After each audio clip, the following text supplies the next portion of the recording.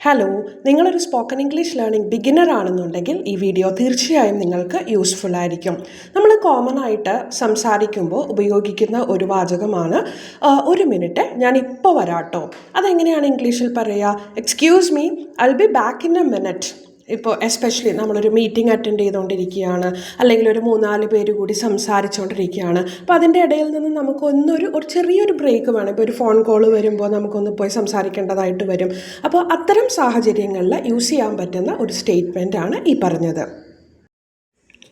Lights ഒന്ന് on ചെയ്യൂ, അല്ലെ ലൈറ്റ്സ് ഒന്ന് ഓഫ് ആക്കൂ. അതെങ്ങനെയാണ് പറയുക? Please turn on. Turn on എന്ന് പറഞ്ഞാൽ ഓൺ ചെയ്യൂ എന്നുള്ളതിൻ്റെയാണ്. ടേൺ ഓഫ് എന്ന് പറഞ്ഞാൽ ഓഫ് ചെയ്യൂ എന്നുള്ളതിൻ്റെയാണ്. So please turn on the lights അല്ലെങ്കിൽ please turn off the lights. ഒരു പബ്ലിക് ഏരിയയിൽ ടോയ്ലറ്റ്സും വാഷ് ബേസിൻ ഏരിയയും എല്ലാം കൂടി വരുന്നതിനാണ് നമ്മൾ റെസ്റ്റ് റൂം എന്ന് പറയുക. അപ്പോൾ ആ ഒരു റെസ്റ്റ് റൂം എവിടെയാണ് എന്ന് നമ്മൾ എങ്ങനെയാണ് ഒരാളോട് ചോദിക്കുക? Excuse me, where is the rest room?